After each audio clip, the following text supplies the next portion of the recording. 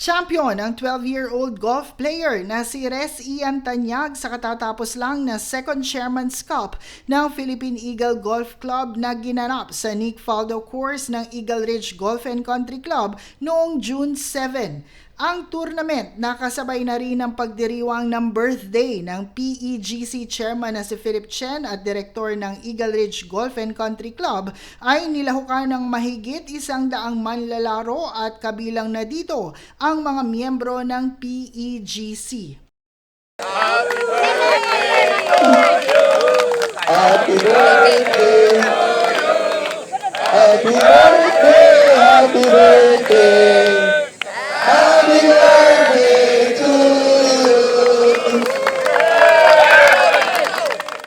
You know, golf is not only play. Golf is kind of healthy. Imagine we have a sun, vitamin D, right? We have a green oxygen. That's what we need in life, right? So let's have a more golf. And they said, if you can play golf, you assure your life was continue breathing, right? So let's have more golf. Anyway, thank you very much, your participant, and also thank you for friends supporting, and also our friend must give you so many gift here and supporting us. Champion ng regular men's division ang golf player na si Res Ian Tanyag na 12 taong gulang lamang. Kabilang sa mga nanalo sa regular division ay si Ahmad Faisal Hasim, second runner-up, at Eugene Lin, first runner-up.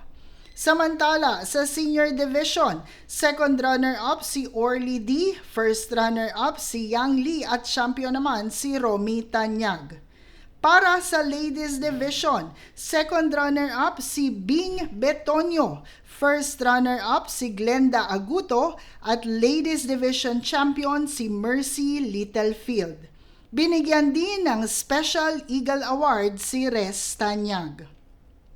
Samantala, dumalo at nakibahagi sa tournament at selebrasyon sila Taiwan Ambassador Wallace Mingan Cho, Japan Ambassador Endo Kazuya, Lao Ambassador Tipasone Sengsurinha at Vietnam Ambassador Lai Tai Bin.